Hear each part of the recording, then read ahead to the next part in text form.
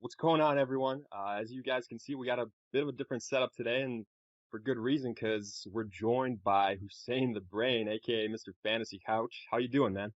Man, I'm great, man. How about yourself? I'm doing pretty good, getting closer and closer to the start of the fantasy season, so can't complain. And I figured, while we're both here, let's do what we both do best, talk some fantasy football, man. Yeah, when you sent me over like what the topic was, I think most people would hate what you sent me, but this is like my thing. I love talking about this exact topic, which Yeah, is like which is draft just strategy and do's draft and don'ts. strategies, I love do's it. and don'ts. Exactly, man. Yeah, and um, honestly, I when I first got into fantasy, like you were some of the first videos I came across, super helpful. That's why I kind of came up with the idea. Year to year, I do some kind of draft strategies, things like that. My thoughts on it, whether it's snake format, auction format, and I thought we'd touch a little bit on both of them. It's still a little bit early, but for the most part, we've both been doing mocks and strategies have started to develop, and I think we'll probably carry them into our actual draft, so we can talk this and hopefully some people can get some use out of it. Yep, I'm ready, man. All right, man, perfect. Well, I figure we'll kick it off with the snake draft format since that's probably a little bit more popular. And when talking snake drafts, to me, the biggest question always comes down to the draft pick, man. That's the all important draft pick. That's the first thing I got to address. Sometimes I know that that can be random, but I know there's also leagues that predetermine that. You have some type of raffle for it. Let me get your thoughts on, do you have a favorite draft spot in snake formats? Do you have one this year? And what your mentality is with that usually? Well, I kind of disagree with you because what you're saying is valid. Like, obviously, it matters where you're picking. Like, that's not, I Sure. mean, that's a fact, right? And I mean, everything matters, right? Like, it don't really matter where No you doubt. start, where you end up in life, right? Like, it is what it is. And so I completely, don't regard. Well, hold on, let me take a step back. So some more and more leagues are open to this draft trading, and the sleeper Yeah. app. Back in the day, it was just ESPN really, and Stan. I don't even know if you can trade draft picks on ESPN. I mean, we never have, but it's not like a common thing. But now there's more draft trading, and it was really only like dynasty and specialty leagues. But now, like, I mean, now it's getting crazy, and sleeper gives you full control, and so yeah, so you do your point. I'd say is really stronger in those type of leagues where you can trade draft picks because now you're like, well, Sure. what am I gonna do? Where am I gonna pick?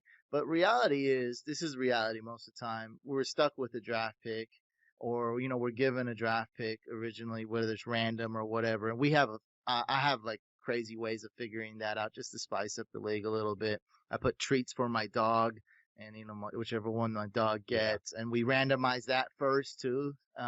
We're doing like I'm not like I'm a co-commit. We're doing like F1 racing. I don't know anything about racing, but it's like you randomly get assigned a car and then how your car Yeah. finishes. So like How we it do plays. cool stuff, but still essentially that's basically random with a little bit of spice. Um, but my mentality is we're everyone listening right now, virtually everyone is probably more than one league, probably more than two leagues. And you're Yeah. probably not going to get the same pick in every league. Of course, there's exceptions. Like last year when I drafted Saquon in every league, and then the other league that I did that I got David Johnson. So hey, sometimes it's bad luck. David Johnson fell to 11 overall. So hey, I lost that league. But just don't worry about where you're drafting. Do your mocks, prepare, because that right there, this is crazy. Right, look, right there, you already got a huge excuse of why you're going to be a loser. Oh, I got this draft pick. That's so dumb. It hasn't even started. I hate this. You see what I mean? I hate this draft pick. You know what I'm saying? Like, that's like saying like, oh, I'm not good at the math subject. I have to go to like, bro, that's really not an excuse. Like, you could still do things. Like, so I just wouldn't have a negative attitude. But I'm all about preparation. If you get a draft pick and you're like, man, I haven't really been, I don't like this. Why don't you like it? All right, maybe do another 100 mock drafts and shut up, and see how you can you can still win. And on top of that, 100%. we're 100%. the best fantasy owners are wrong 2 out of 3 times. I'm just talking strictly on your draft picks. If Yeah. you look at your draft picks, like look at the worst teams, they're right about 0 to 2 times. So you could really go 0 and 16. But a good, like, I looked at my teams where I dominated, like completely, like destroyed it. I lost maybe 1 time the whole season. I was right I was right 1/3 of the time. So 6 draft picks out of 16. The Yeah. best league 7 out of 16. So you're not going to be right anyway. So, or like, you draft David Johnson, fell. And I went up, I was like, I'm drafting David Johnson. Boom, I already lost. Like, so you just don't know what's going to happen. Don't have that negative mentality like like you have a hand tied behind your back going into the draft, because simply it's not true. No, that's for sure a good point. That's a good point. And honestly, the more mocks you do, obviously in different spots, whether it's in the beginning, in the middle, at the end, you get more of that prep. And you kind of mentioned it in terms of just preparation is key, man. So let me ask you. I know the answer for myself, but how early in the season, in the off season, do you start prepping for that upcoming fantasy football year? Well, a lot of things changed. I never really played keeper and dynasty. And then like now I play a lot. Yeah. I love dynasty. And so when this dynasty content is growing, and also, me being in dynasty leagues, it's starting earlier now, and it's different, and I'm more looking at rookies and stuff. But yeah, doing there's really people doing money leagues like in March before the draft and stuff. It's a bit silly, but I'm not hating on it, but I'm just saying it's all about chance, and it's kind of pointless. But I mean, if you have fun doing that, that's cool. You just, gives you a time to breathe and relax as an analyst. But you still you gotta keep up on what's going on with these dynasty leagues and these rookies. Yeah, for sure. That's kind of what I would say, like the sweet spot a little bit after the NFL draft. See where the dust settles a little bit, where these rookies go, what the expectations are. You know, I think probably all of us that have been doing fantasy for a long time, just naturally, we can't really help it. As soon as the season ends the year before, we kind of in our head come up with some ideas, with some expectations for the year before, let those settle, and then act on them during some mock drafts. But no, for sure, I think the NFL draft is a great point where you can kind of use it as a springboard. But let's get in some specific like snake draft, even more so strategies. So how much weight do you put into something like the zero wide receiver, the zero running back strategy, or do you let it kind of fall to you as it may? Because these snake drafts especially, they're so hard to predict what the person in front of you will do, what's going to happen in between your next pick, or you know, are you going to go ahead and be steadfast with your strategy at the end of Well, the day? you can't do that. And then No. going back to preparation, like really the preparation is just about being comfortable, because if you're not in a super super super competitive league, people have procrastinated, printed out my top 300 cheat sheet, and have dominated the league. Like, I'm not saying don't 100%. do it, but I'm also saying that, like, I've had to do like, that's my content, is doing mock drafts. And so I've done so much preparation, and this was 2018, right? So I got my 14 team Yahoo League, the Couch Fam League. I go in there, and it's all a bunch of wide receivers getting drafted. And it's a 3 wide receiver league, so it's important. But I'm Okay, that like, makes sense. look, there's still, and my strategy actually was perfect. I just drafted the wrong players. And so a little unlucky. Like, I drafted again David Johnson instead of Kamara. That screwed me. But I went heavy run. I'm like, look, no one's taking running backs, so I drafted 4 running backs. Early. I also drafted Jerick McKinnon, stuff like that. But it was the Yeah. right Chris strategy, because Vincent. Yeah. I ended up getting like Julian Edelman late. I also drafted Patrick Mahomes and Matt Ryan, who I think were Matt Ryan One was and two two, and respectively. well, yeah. Yeah. So it's like I know, and you watch him. I'm not a cocky dude. I just tell you when I'm wrong. I tell you when I'm right. But in this rare circumstance, was a lot of unluckiness where I attacked it right, and everyone making fun of me from the other 13 people in my league, nonstop making fun of me to all the YouTube comments. But I know in my heart, and Derrick Henry, I think I got too, who was just total garbage for 12 games, and then and then I bench him and Blew he up. does great. Yeah, and even with that bad team, I almost made playoffs where I think maybe 6 teams make playoffs in that league, so 6 out of 14. So it's very competitive. It's a money league. So I attacked it right. There's zero running back is a strategy I probably don't recommend. But you just got to be prepared. And so I've done 100 mock drafts that were 14 team, right? And then I go into this Yahoo 14 team money league, and this has never happened. So I'm drafting Julian Edelman like round 8 or 7 or 6, whatever, and I'm drafting Matt Ryan round 8 or 9, Pat Mahomes like 8 or 9 or 10. And since I drafted Ryan before, and it's never happened. Everyone's making fun of me. Oh, Edelman's your wide receiver 2 or 1, and he did really good, I think, that year too. And my whole team did good except the running. Jerick McKinnon's done. So you just got to be ready to pivot and go with the flow. If I'm like, look, man, Derrick Henry or whatever is available in round 4, whatever it was, like I'm gonna take him. Like I'm not letting that, even though it was the wrong Incredible pick. value. Yeah. In hindsight, like we know that Derrick Henry had that beast in him. It just, he just was awoken too late. So I'm gonna take him, and because there was a lot of depth at wide receiver, and now there's even more depth at wide receivers. So you just gotta the number one thing I would say for snake drafts, because I have all these like little detailed um strategies but the number one thing is to study the draft board.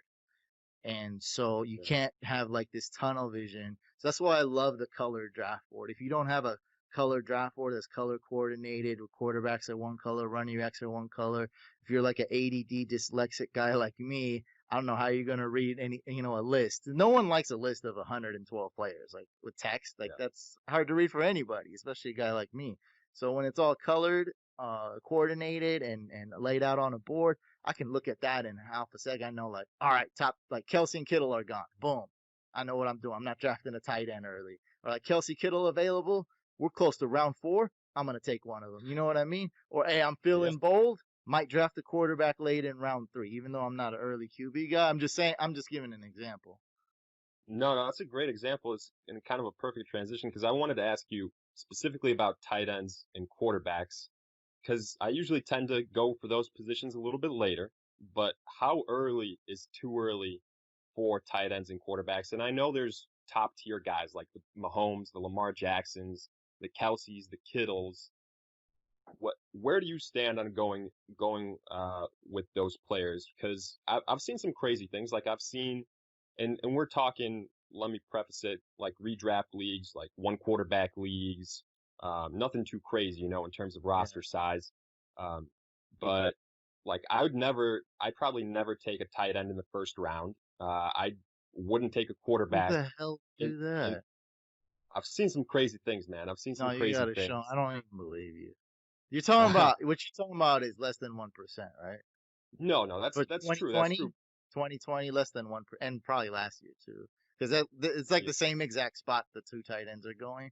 So like you got to be talking about less than 1%. So that's like Those, yeah, no, those are extremes. But the only, like I said, the only reason I bring them up is just to get back to the question for you. How early is too early for a top notch tight end, top notch quarterback? Would you pull the trigger on one of those guys in the second round? Whether it be a Mahomes, a Kelsey. I think I definitely once you get to the second round, that's when you get to the tier one tight ends where you go ahead. I'm perfectly fine getting one of those guys. I think it's a bit silly because I think you can wait because one of them will drop to round 3, and if they Okay. don't. it's time to sweep up, man. Get the broom, sweep up. That means just mathematically, unless we're talking about a 14-team league, that means Yeah. mathematically we're looking at some low end RB1s, like a little Drake, a little someone hated on Mixon, he falls. We're looking at the top of the escalon wide receivers here.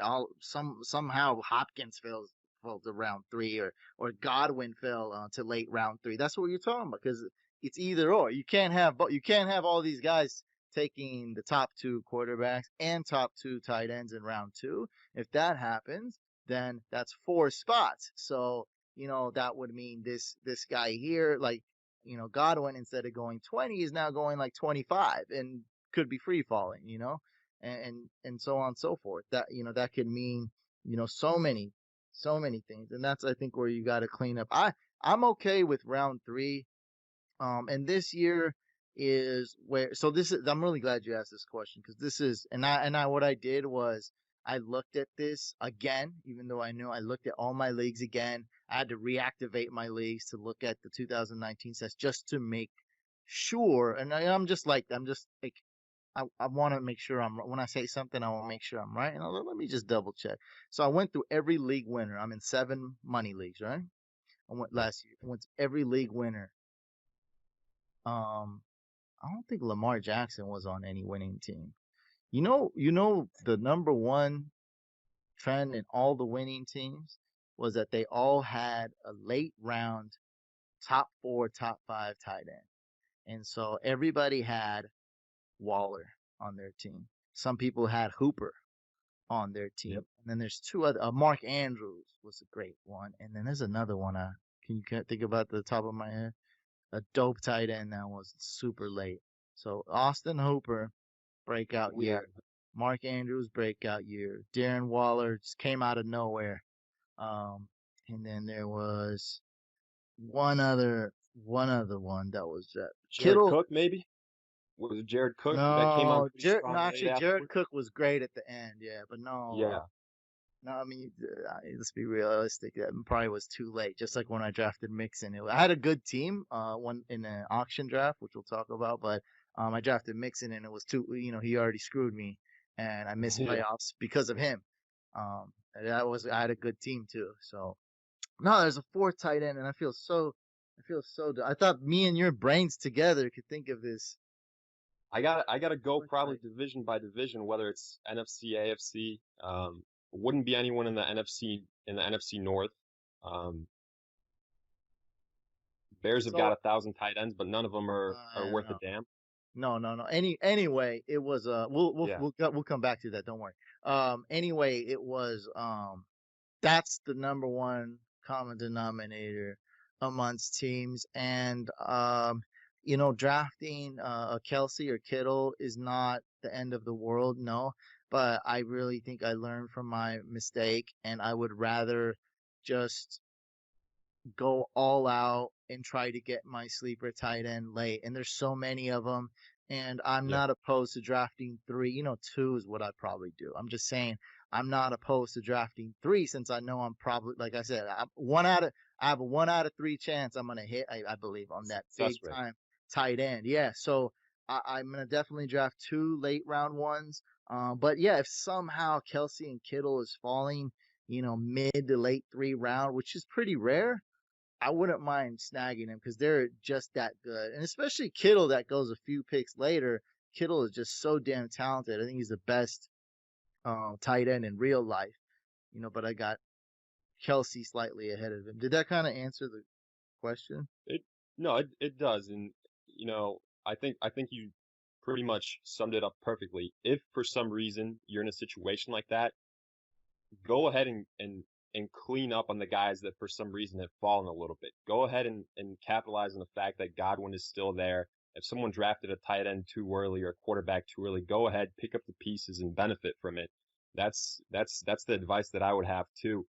Um, let me real quickly ask you, obviously, at some point when you go in the draft, there's guys that have some injury concerns, right? And they carry some type of risk with them. But at some point, the reward higher than the risk. But at the same time, every year we have guys that might be on our do not draft list. So what has to happen for someone to be on your do not draft list? How often does that happen, if at all, for you? I mean, it's case by case. Like, I mean, I think the most hate I've gotten was James Conner last year. I told everyone to be a bust, and he's a cancer survivor, and everyone wants to root for him. And so it's like I'm just, you got to put your emotions aside. Like, it's almost, even though they're not saying it, I can tell just by that's a little bit in there when they hated on me when they were really passionate. They're like, how could you hate on a guy who's a cancer survivor? How could you want this guy not to succeed? And that's really not it. Like, I No, hope of I'm course wrong. And it's like, but I'm looking at everything and I'm giving you guys my honest, and it's not a hot take or anything, as I don't do that stuff. I'm like, look, I think he's being drafted extremely early, and I think it's a bust written all over it. And so, he made my bust list, and, I did a lot of research and this and that. Um, Also, Eric Ebron was on my bust list for sure. last Yep. year. We got guys like, and I had him as a bust, I believe, before Luck retired. And so a little bit, that was a little more polarized. I'm like, look, Doyle's still on the team. He's pretty good. He has a high I love snap that. rate. Every tight end is tight end dependent, right? But Ebron was like, he didn't even get a lot of snaps. It's just we saw him on the TV a lot because every time he had a snap, he was scoring a touchdown. Because Touchdowns. Yeah. Andrew Luck is just a phenomenal quarterback. Andrew Luck is such a phenomenal quarterback. He made all his tight ends look good. He made Dwayne Allen, who became a fullback on the Patriots, look good. And then there's that caveman dude. What's his name? Kobe Fleener. He made him look good. And what, look at what you see what I mean? Dwayne Allen, after he left the Colts, he caught one ball. Kobe Fleener left the Colts, caught like 12 balls. Like, see what I mean? Like, he made these guys look good. And so I'm like, watch out, Eric Ebron. He is not a top 5 tight end. And this is coming from a place where I had Eric Ebron when I won my leagues in 2018. So Yeah. it's really just case by case, man. I mean, but I guess no, actually the number one thing that you'd have right there, common denominator that you got to look at is, are they being drafted too high? Is obviously last year, if Luck, before the Luck retirement and after the retirement news, obviously he was like so much on my bust list after that because of why Yeah. Andrew Luck was so good with tight end, but it no longer became even a take. I thought it was common sense. Still, some people still disagreed somehow, but whatever. Yeah, I mean, look how bad he was. He was like almost kicked out of the league. Like, it was so bad. He was so bad last year. Like, it was so many issues. Um, but yeah, if they're getting drafted way too early, then that's the biggest. That's definitely the biggest red flag. We probably have some. Yeah, I think I have some this year on my list that are already sees being drafted too early. Yeah. It's gonna happen every year. I agree with you on that. And let me get one last question here when talking snake drafts, because I really want to get into the auction part of it just because that's so unique to some extent. But with these guys that are coming off maybe some serious injuries or have injury concerns that are a little bit longer, how do you look at those guys? Like, when I see those guys, usually I see those guys as like opportunity. Those are the guys that, if you know for some reason they're ADP wise around later, I'm gonna go ahead and I'm gonna go and pull the trigger. That's a I bit think of James Conner is general. a good example this year. That's a bit of generalization though, and so I can't bunch everybody in. It's case by case. John Brown, Okay. he's injury prone, right? He's always been. But last year, everyone's recency bias. So now it's like, actually people now dislike him because Diggs is there. So he's getting drafted super late. I like John Brown, like in best ball and as a late round flyer. Like, he's gonna be my wide receiver 6, 7. Like, I mean, that's free, for a guy who's talented and in a Yeah. system. Josh Allen can throw the deep ball and he can run deep. So yeah, it's case by case. And so And then injury prone, you got to be kind of careful because some people like Connor, yeah, he is injury prone. That's a definite. And then you got guys who are kind of on the gray area, like Melvin Gordon, for example, who I don't believe is injury prone, but he's not like anywhere close to as say as durable as Zeke, for example.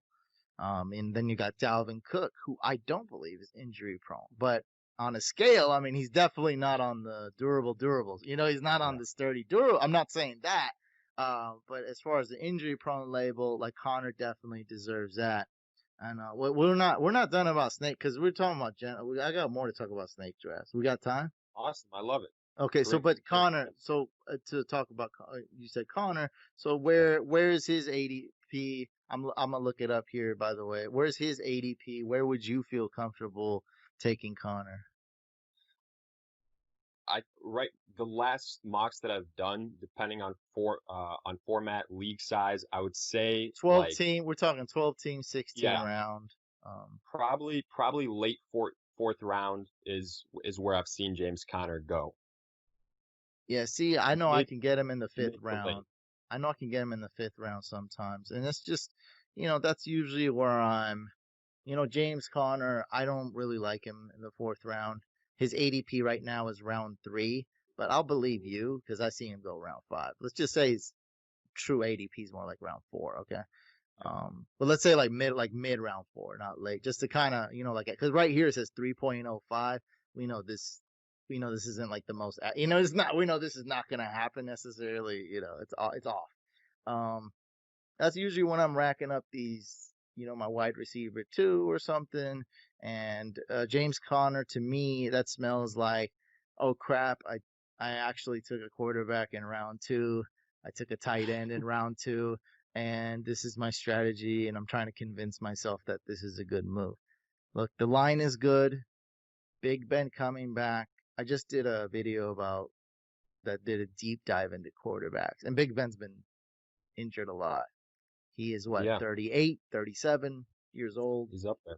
It's, I think he'll be healthy, but it's like, would you be surprised if he got hurt and even retired? Like, you just wouldn't be that surprised. So there's just all these factors. And, we've seen James Conner, like, and it just didn't happen last year. And so I would just be wary of that. I see Mark Ingram 6 picks later.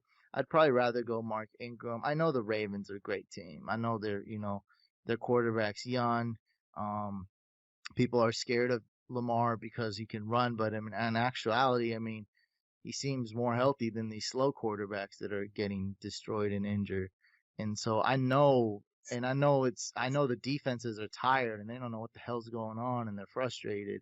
And so I'd rather have Mark Ingram than James. And we got Drake. This is total BS. This is not even Drake. It says Drake at 4.05. No, he's going round 2, No, man. no chance. Yeah. Yeah, and so that's not even comparable, I guess. But yeah, I'm not really on the Connor train. But if he falls around 5, um, there is some upside there, and that is kind of when I would be like, I'm not too worried about the injuries because it's either him or Montgomery, and one is on a good team with a good O line, and one is on a bad team with terrible O line and question marks with that organization. We know the Steelers are a good overall organization. Like they've been proving it. They don't make dumb decisions. They know how to draft. Bears, oh my God, they're like one move away from just like totally imploding. Yeah, man. It's I can definitely agree with you on that. So in these snake formats, is there usually a time where you make that transition from like some round? I don't know if you have one in the back of your head where you flip that switch and start drafting the really high ceiling guys. They might be a little bit less consistent, but they have that blow up potential like back a couple of years ago, Deshaun Jackson, a Cole Hardman, a Will Fuller esque type of guy.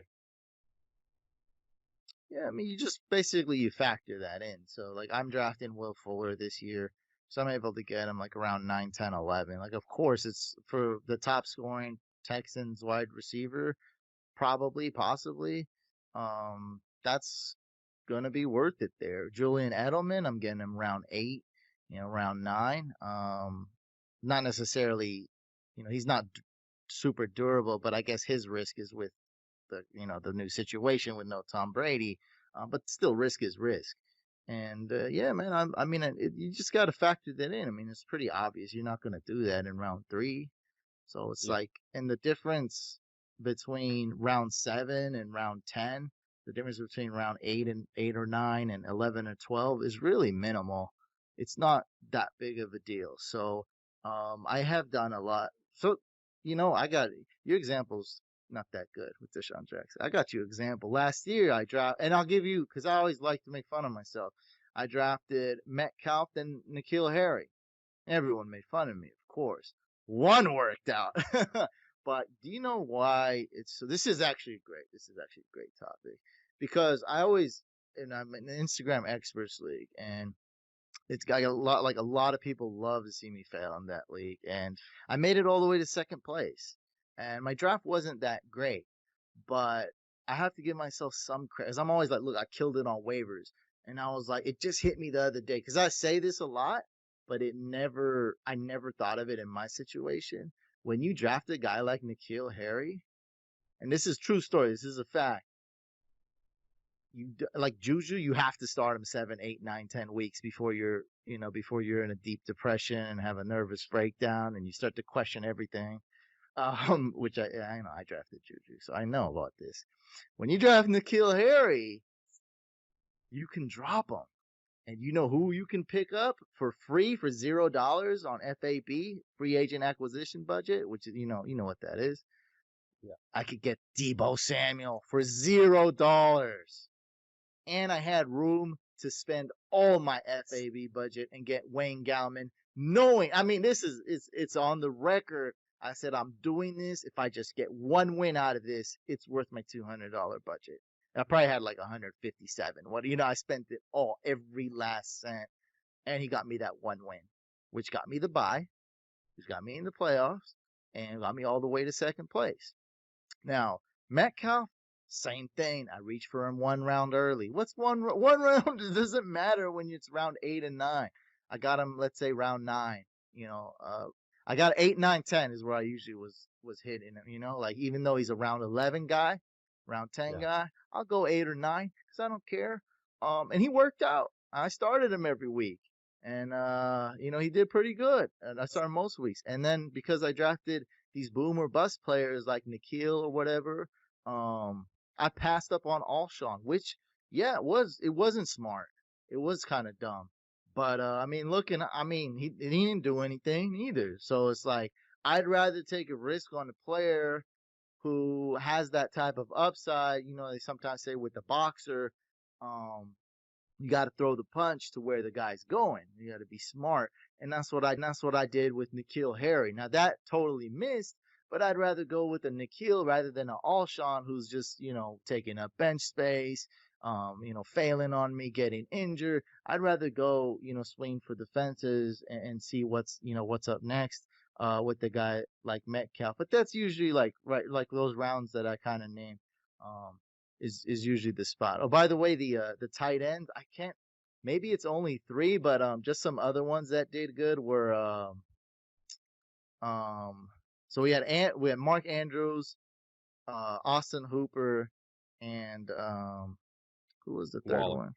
Waller. I think that's it. I don't know why I thought it was 4, but some other tight ends that did good were um hold on, not the pack. Oh, Mike Gesicki towards the stretch. You said Jared Yep. Cook, towards the stretch. Um, who the Colts didn't? What happened to Doyle? Did he get hurt? Why didn't he do good? I don't even remember what happened to him. Um, Jonu was okay. Yeah, I guess there was only Bills didn't have a tight end.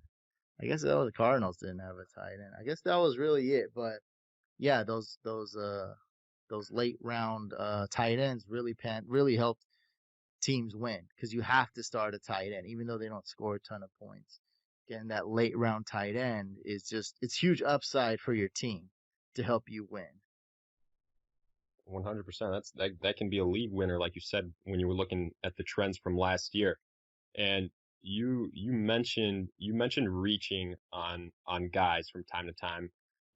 It's a lot easier to do that late in later rounds, especially if it's one of your guys that you Or believe in. They're in mid round, just to be more. I know you probably meant a, that, but you know what yeah, I mean. Just to be clear, mid or late rounds. Like round mhm. 8 is actually smack dead in the middle.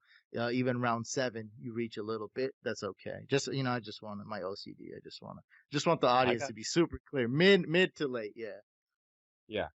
Do, I do think when it comes to reaching on some guys, you know, obviously looking at the ADP is a great resource with that. But I do think when you're at the extremes, whether you're drafting first overall or at the last pick, and you've got those back-to-back picks, I would say the only time that I would in the early rounds, endorse a little bit of reaching on a player is if you really, and this would have to be if the guys that you have available to you, are kind of all close together. There's not someone that's a clear cut choice.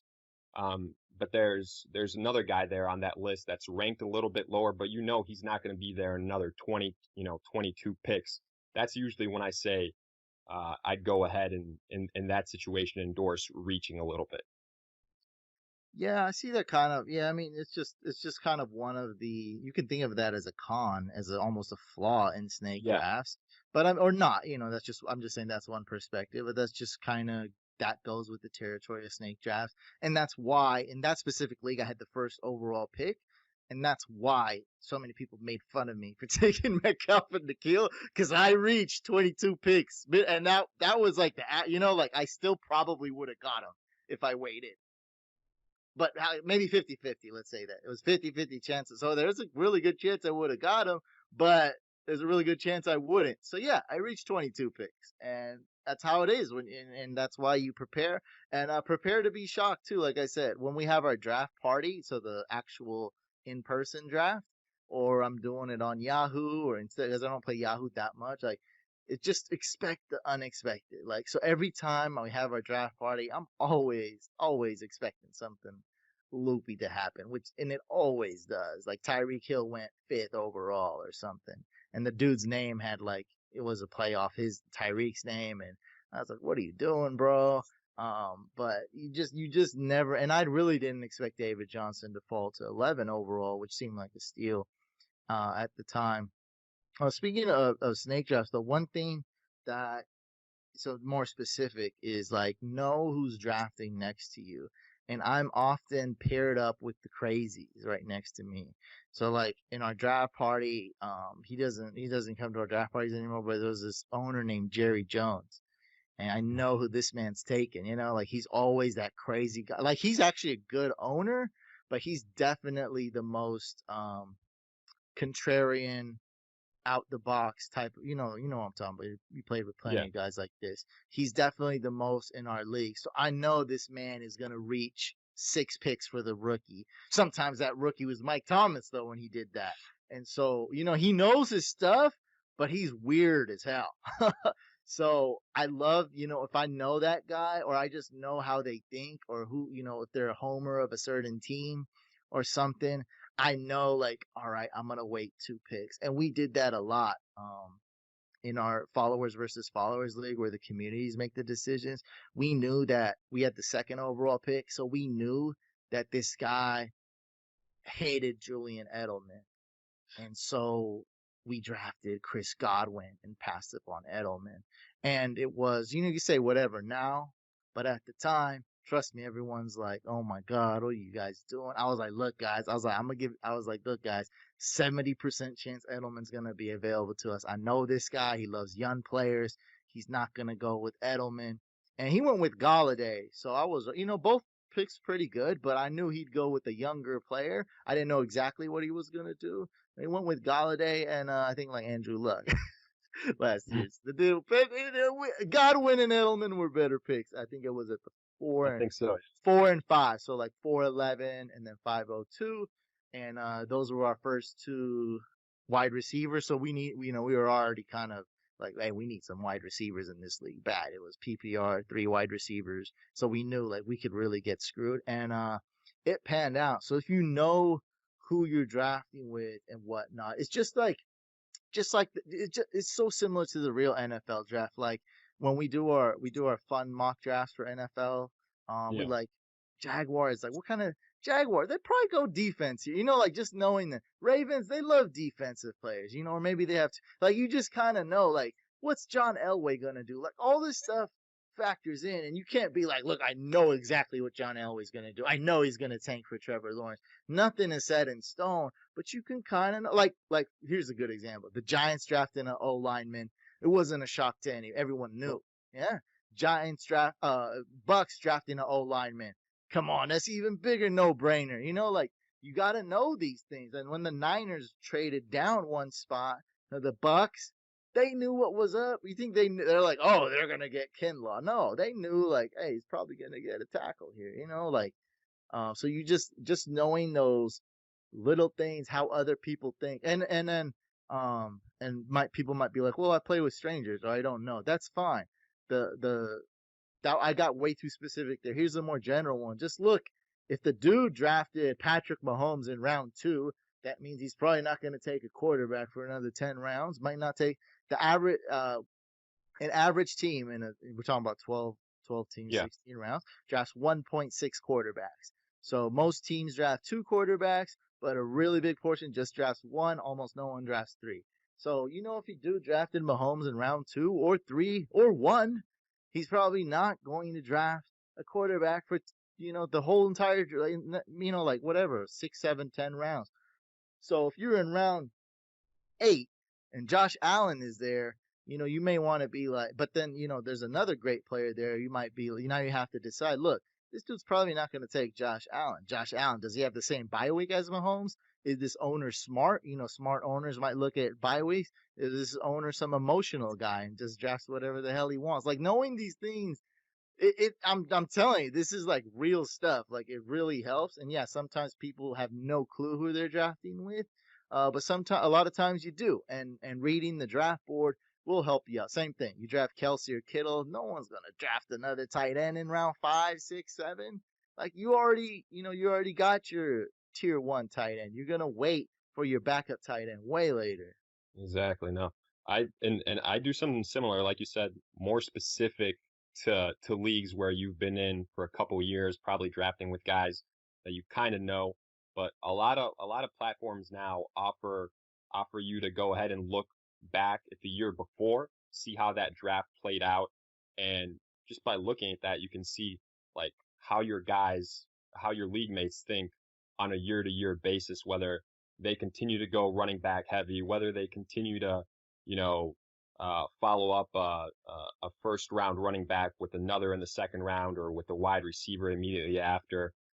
So that's a really good point to rely on that, even though some people might skip over it. One thing I want to point out, since what you're talking about would work for some people, but I think wouldn't because um don't most people they don't want to be overloaded. So if you're doing a 30-second timer, a minute timer, and you're kind of nervous on draft day, maybe I want people should keep it simple. But for the people that have been playing fantasy football for 20 years and drafting to them is easy, a piece of cake, and want to be more advanced, most definitely do what you said. Like I Yeah. just don't want people trying to scout owners and then screw up a big pick, like, and then do an auto No, pick. You know what I mean? obviously Like, that have to happen not during draft day, hopefully. oh no, but just some But people is different. Some people think of the draft as a test, and you know how there's bad test takers or whatever. Like some people get nervous on draft day or whatever. So I'm just saying a lot of like try to keep it simple. And for a lot of people that don't want to be overloaded, don't get too overloaded. But then for the people that drafting's not too hard and are experienced, I mean, hey man, definitely go scout. What did they do last year? What did they like? Like me, it's all in my like I already know that. Like me, it's all like after we're done with the draft, we start drooling and look at the draft board for 4.5 hours. So like I already, it's already ingrained in my head. I don't need too many scouting reports. I'd rather focus on other things. So I guess that's really the thing. What I'm trying to say right now is do keep it simple, But for those people that are quick and the draft is like slowed down to them, you know, yeah, definitely you can go all out and know who you're drafting with. And I mean, I even do stuff like I look at their team name, their logo, just to see like, all right, like I mean, if they drafted, three 49ers players, they got a 49er logo, something's up. No Yeah. one's drafted three Niner players. No one's doing this. Something's, and that's with a complete stranger. Yeah. Let me get your thoughts on kickers and defenses. Not too sexy in terms of positions, and a bunch of leagues, even go without kickers in a bunch of drafts. Sometimes people don't even draft the defense unless you have to. How do you approach that? I don't know how your different leagues are necessarily formatted, but Yeah, so there's a lot right there because this is, I really pay attention to this stuff.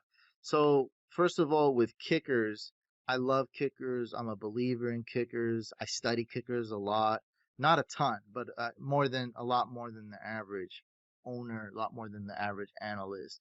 Average, what makes a good kicker?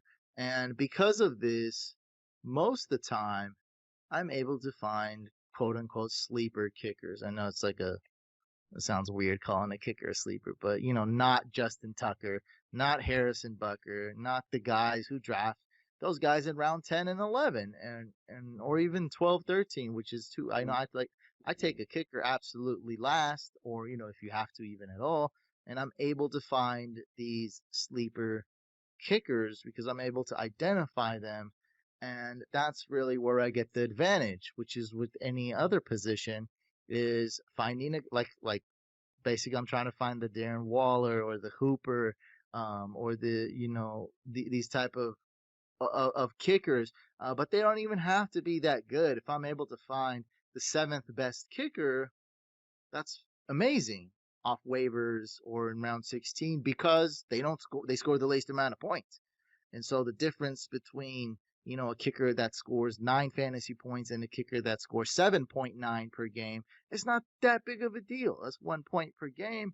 But you wasted, a late round pick, when I drafted, a running back that ended up becoming a starter. Like I got Devin Singletary last year, who didn't quite pan out exactly how I wanted it to, but still I got Devin Singletary in round 10, round 11, and he almost balled out. That was before LaShawn McCoy news. So it's like, you know, I mean, call me crazy, but I'd rather draft Devin Singletary last year than Justin Tucker, who was going in the same round. And so that's my philosophy on kickers. But yeah, if you don't have to draft a kicker and defense in your league, you don't have to. I'd probably be more prone to taking a defense still and not a kicker. But I'm not opposed to either one. I probably wouldn't draft both, and it depends who's available there. But if you don't draft both, I mean, you're still gonna have to make moves eventually yeah. anyway. And if there's a defense you really like that's in round 15, I would probably take one. Like it's not that extreme. But yeah, you don't. If your league doesn't require you to take a kicker, I probably wouldn't. And that's a small cheat there. You get another bonus roster spot temporarily. Okay.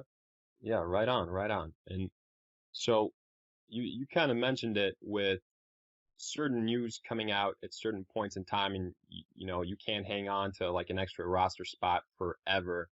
And I usually find that you know the closer you get to the actual start of the season, that's when you really have to go ahead, and if you've been holding off getting a kicker or a defense, when you have to make those moves, how do you have any specific advice for people that schedule their drafts earlier on, like maybe in late July, or people that do it in late August? Because usually what I tell people, um, you know, wait until after like the third week of the preseason. That's usually kind of like the sweet spot of This one's a no-brainer, man. Yeah, yeah, exactly. Wait after the third week of preseason. all the way up to kickoff is when you ideally want it. If everyone's in Hawaii and has a bunch of business meetings and can't make it, look, I get it. But then that's when the league gets all screwy and it's more about luck and about craziness. Because when you look back on our Instagram experts league, everyone, all 12 of us had a crappy draft.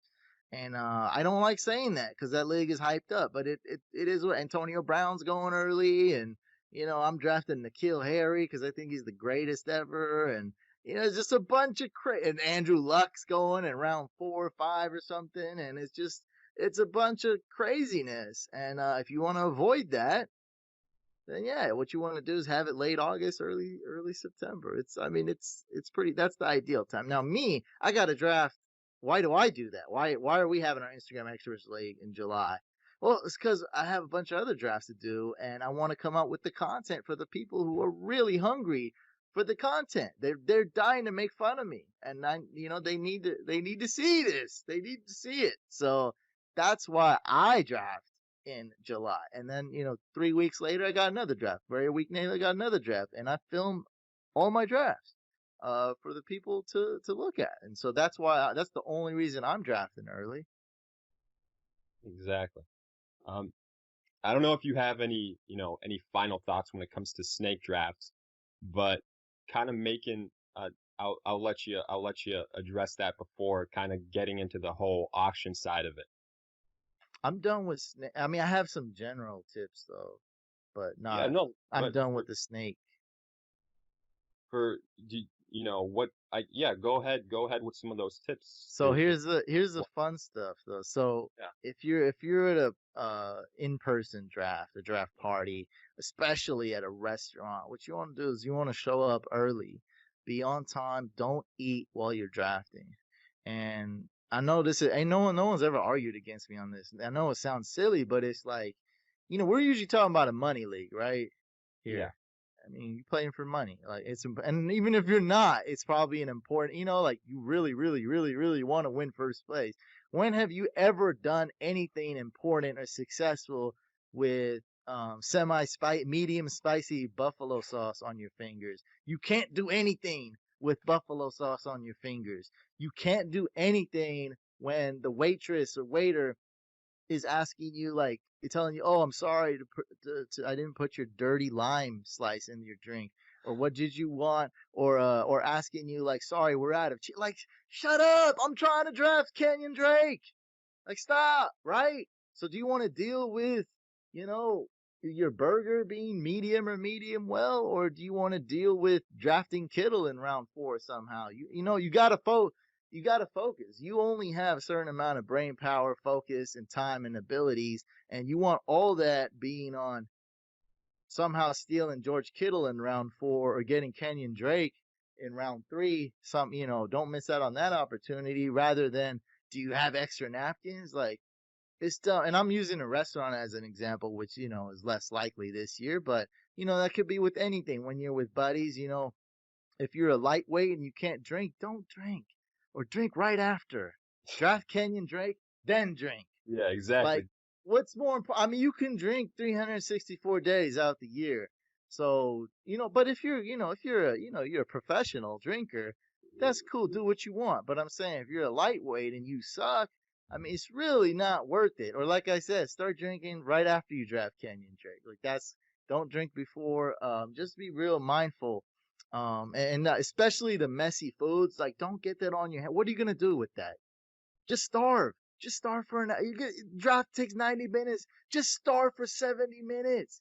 When after Justin Tucker and Butker go, because some idiots will draft them in round 11, then eat some that's fine. Then you could get messy. Okay, it's not a big deal. Still concentrate, but yeah, wait. Like, don't. I prohibit anybody from eating messy wings, Cheetos, anything like that. Anything messy or getting sloppy, getting wasted, and drafting worse. You're like, "Oh, my team sucks this year, but at least I ate a buffalo wing." Like, what? No, it's obvious which one's better, a beer and a wing, or drafting. And plus, I'm not saying you can't have fun and have the beer and the wing. Just wait 70 minutes.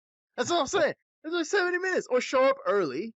don't be late, because if you're late, then just start. Like, that's done. Don't eat or drink anything. You're early, go ahead, do your thing. Use the restroom twice. Get some plenty of water. Get the ice. Take out your little briefcase, your laptop, or your Get those tablet. out. And Yeah. yeah, be ready to go. Whatever, be nice and ready. Don't be stumbling and mumbling and fumbling. The last, because it's really important, and I always stress the fun, but it's no fun when you need napkins to wipe your face and you're gonna come in 11th place, or 12th place. That sounds like fun. Like fun. That sounds like you looking like an idiot Don't and don't be hating the it. guy. Don't be the guy that goes on auto draft. Exactly. Or misses It's barely like, misses. yeah, see, I mean, come on, don't be the. That guy probably, actually, what's funny is, it's ironic, that guy probably drafts better team when he's auto drafting though. So it's like, wait, what do we do? You know what I mean? But still, like, come on, that's no auto drafting. It's no fun. It messes up Yeah. for you and that's not fun at all. Um, that's my main. And then okay, so that was a little kind of fun, quirky tip. But I know it's fun and silly, but like, it it's dead on though. Like, don't do it. I prohibit anyone doing that. Like, you really gotta get your priorities straight. Um, and yeah, no, I really want to say, I'm not about not having fun. Have fun, but like, yeah, like I said, if you show up late, don't do too much. Show up early. You can eat it all you want and this and that. And if you're a lightweight, don't indulge in the party things and you get wasted too early. That's just what my tips. Now, one that's really important is, and now with, actually, when I wrote this 10 Commandments of Drafting, this one's as far, it was my number one, like, most important one, but now it's not, because of all the push notifications we got on the phone with technology. But just 3-4 years ago, it wasn't that well. I mean, you could find stuff, but you weren't always getting every push notification right when a player gets hurt. So Jordy Nelson, this was maybe let's say week 2 of preseason. Yeah. Jordy Nelson tears his ACL. This guy goes up, drafts Jordy Nelson in round 2, 5 minutes after he tore his ACL. Now, the chance of that happening now is far less likely. So I'm not going to stress this rule as much, because now you get all the alerts and it's way, way easier. But back then you didn't. Most people did not get the alerts, actually. And so in our league, maybe one person got an alert and another person was looking stuff up and found it. 10 other people had no clue that Jordy Nelson suffered ACL injury, including me. And that's how it was. So my rule was, back in the day, before you draft every player, if you can, if you have ample time, Google them or look at Roto World, which was number one player news. Just make sure they're healthy. If you have 3 minutes on the clock, or what I usually do, and by the way, just to kind of preface this, I'm talking a lot about draft parties. If no one's ever done a live in-person draft, it's way scarier than what you guys think. Okay, if you've never done that, especially mine, because I have lights, I have 3 cameras, and we get rowdy as hell. Like, if I've you seen make a some of bad the pick, videos, man. It looks, yeah, it's looks pressure. like adventure. It's pressure, yeah. But even in a normal, like, kind of a whack draft party, it's a lot more pressure in person because there's a lot more distractions. And so the people that don't know what I'm talking about with chicken wings and stuff, yes, when you're drafting in your PJs and you're on ESPN for the 10th year, yeah, it's easy. But I'm talking about, when you got a group of rowdy people and there's a lot of pressure and everyone's going to make fun of you or throw a French fry and hit you if you pick the same player. It's a lot crazier. It's a lot of it's basically like, playing catch with your buddies versus being in a real pro sports game. Like, it's a different beast. Um, anyway, just I that was too much, but just make Yep, sure when you draft a player, they're not injured. Look them up really quick. exactly. That's cool. It's not as important now because you're probably going to get the alert. But I mean, might as well. And then what you do is, right, so you got your queue. If you're in an online draft, you queue up your players. That's good. If your internet connection goes out or something happens, get your queue. And it also helps you understand, like, where you're going. So I got 4 players queued up. Like, all right, I know 2 of them is going to probably get taken. So, boom. Or I got 2 players queued up. At least I'm somewhat prepared, so you don't get totally blindsided with the snipes. And then when you got those 2, 3, 4 players queued up, and maybe you have ample time, then maybe you Google him really quick. Like, is this guy going to start? Are the Lions completely falling apart? Is Matt Patricia and Marvin Jones still fighting? Like, I might as well, just let's take a look. Do some How healthy is oh, Chris Carson? Just look up a couple. Like, might as well, right? I mean, if you have the time, so you don't make a dumb mistake. Because true story, someone drafted Jordy Nelson in round 2, 5 minutes after he hurt his ACL. I don't want that to happen to you. That's all I'm saying. I can appreciate that. So with that being said, kind of transitioning to auction drafts, which I think it's a completely different beast. Obviously, there's a lot of things that are still mentalities that are still the same. You still have to go ahead, do your homework, know what kind of guys you're drafting with. You don't want to, overpay for certain players, but uh, what's the biggest difference in terms, do you maybe not even have one in terms of your mentality in auction drafts versus snake drafts? It's really this is yeah, it's really more of a human factor. Like, it's gonna be, if you've never done an auction draft, like you said, it is totally different. You really can't just jump into that, because if you've never done an auction mock or auction Yeah. draft, because you're going to be like, what the hell? So the first thing with me, and I know some of the people um, watching or listening to this is going to be able to relate. Most probably can't. Actually, maybe no. Actually, I take that. I think most will relate to this. So you do a snake draft.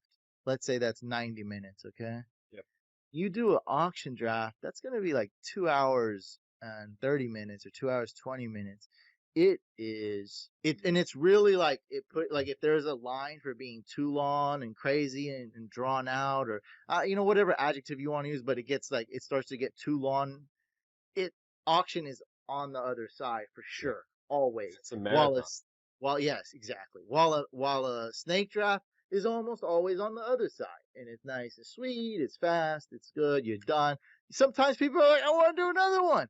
After an auction draft, you're like, give me food. I need a rest. Like, it's crazy.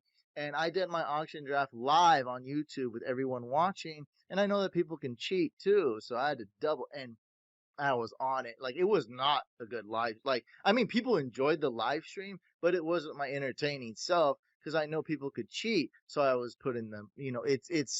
When you talk about totally different beasts, they come up with and then put on top of it that you're live streaming and people in the league can possibly look at the live stream to get an advantage. You're talking about it's really, I had my mouse, I was like this, I look like this, I put my mouse on top of a guy that I'm not even, like, I always had my mouse on the bid button on every player. I did it. I was like Peyton Manning, when he does that and he hands it off, or he does a play action, you can't tell the difference and he puts a camera where the middle linebacker is. That's what I was doing. Nobody knew who I wanted, who I didn't. Sometimes I lied. Sometimes I told the truth. I didn't talk much, so it wasn't like the most entertaining thing, but there's just a lot going on, and what I had to do was I had to laser focus the entire time. And people are like, why don't you say your thoughts? Why don't you say what you're doing? What's your analysis? Like, it's a live stream, do something. And I'm like, dude, I got to pay attention. And I blinked for 1 second and I missed a pick. And it was at the very end. It was cool. But I'm just saying, that's just, all that long story just to come to the point. Like, you blink and you will miss your guy. It's not like a snake draft when you're like, oh, like for 90 seconds. Oh, it auto drafted, bro. That's not, no, this is 10 seconds. You blink and you're done. You have 10 seconds to make your bid. You got to be paying attention. Is the bid high? Is the bid low? Who's up? Who am I nominating? What's my roster? You got to be paying. I basically say you got to be paying 10 times more attention for twice as long, because the draft is nearly twice as Yeah. long, and the timer is not nine. What's your timer average on a snake draft? Would you I say? think it starts at either 15 or 20 seconds, but No, no, then no, no. Snake draft. What's your like? Would you say snake draft on probably average? between like 30 seconds and like 40 You seconds do maybe. money leagues that are 30. Yeah, yeah. See, that's Only ten. only one though, only one. And Oh, it's yeah. okay. So I don't want to put more. What is it, more like 60 then, or yours is like Yeah, 40? I would say like 30 is probably like one end of the extreme, and then like between 40 and 60 is the normal. Okay, like in our draft parties, the timer is 3 minutes because Oh, people okay. 5 minute because you have to get up and make your pick and put the Yeah, stick. that's different. It's Yeah. rowdy, like, but that's totally online. Our sweet spot is like 90 seconds because real Okay. money's on the line. So Yeah. yours is a little faster. But hey, let's just say 60 then. Sure. You got 60 seconds in a snake draft or in a, in person, like I said, 3 minutes because people take long. But on an auction draft, you got 10 seconds and you really can't blink. And sometimes they go like going once because you're doing something else, which is fine. You're like, how much do I have? What do I need? Who's available? You need to know this. And sometimes it's like going once, going twice. I mean, that's literally it's going once, going twice. And if you miss that, you're gonna miss out on an awesome player. And it happens. It's gonna happen every draft. So you just got to be paying super attention. I think that's just there's a lot of other things we're going to talk about, but that's like the main thing for people that haven't played auction, that it's a totally different beast. And I actually didn't like auction drafts because of my ADD. I can't pay attention to it. But I have a different approach now. I'm like, look, I'm probably only going to do one. I'm going to go all out. I'm going to enjoy it. This is not something I'm doing every day. I can do a snake draft like 4 times out of the week, 4 out of 7 days. I can do snake draft basically every day, and I sometimes I do like 10 in a row. It's Yeah. not auction. I'm only I'm just hopping in the pool and I'm jumping right out, and that's it. With the snake draft, I can do 20 laps. I'm good to go. A little snorkeling, a little this. I love it. Auction draft because of my brain, I can't take it. It's too much. But I love it. I love it. Certain aspects of it, I respect it, and I want to do it.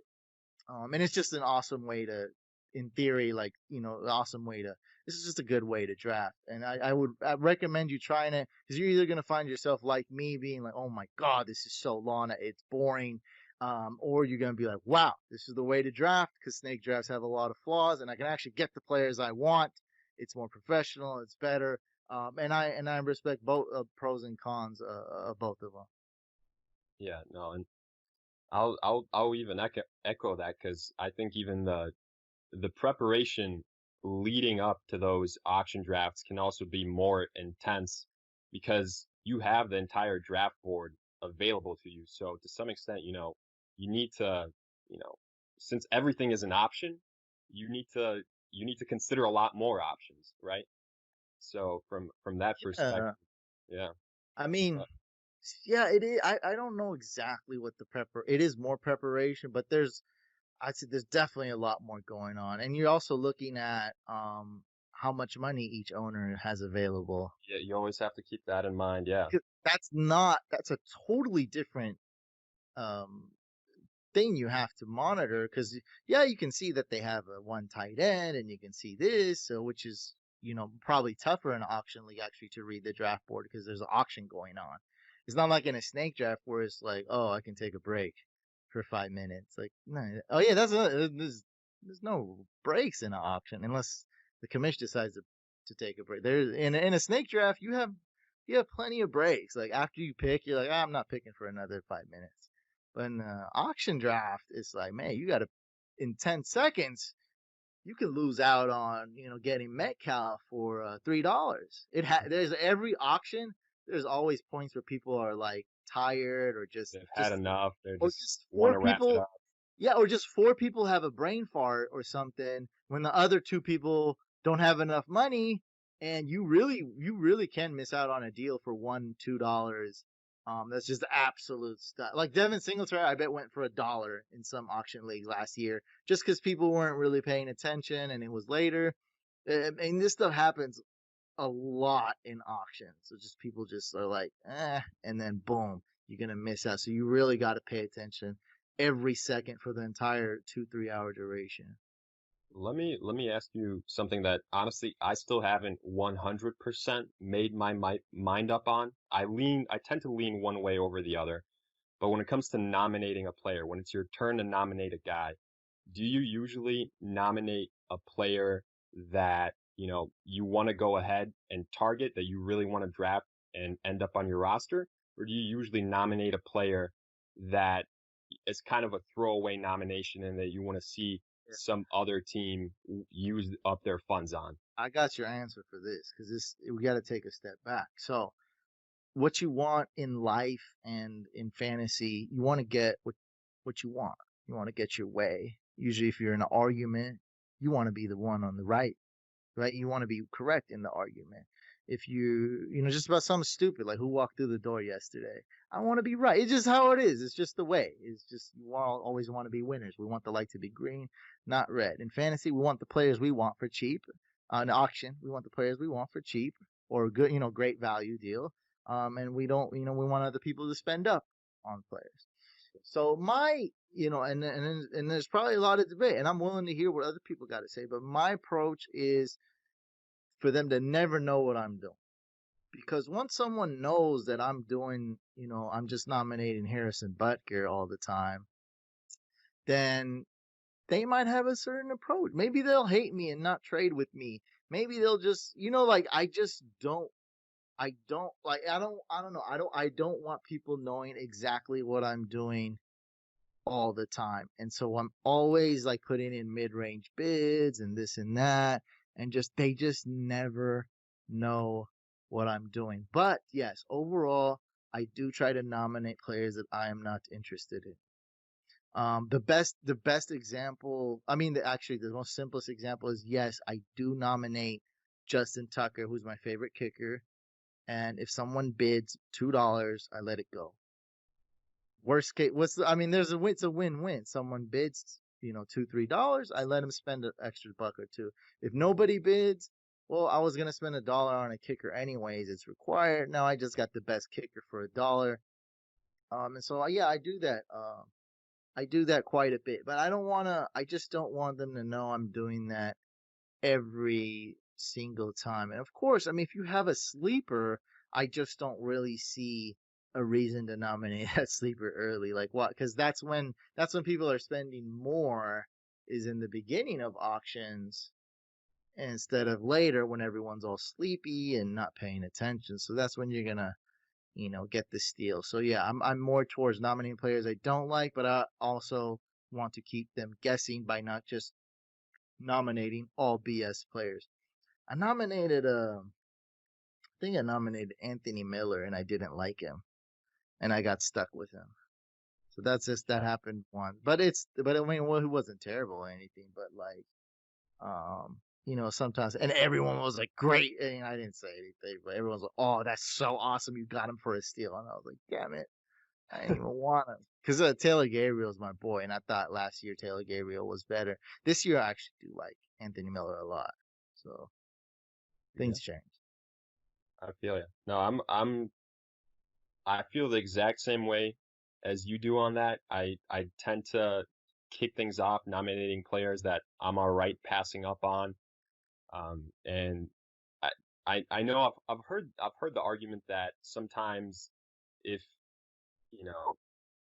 if you nominate a player that's kind of a sleeper, kind of a breakout guy earlier on, some people might not spend as much money, but I think I agree with you, man. No, It's at the start of the that's draft, not people have all true. the funds.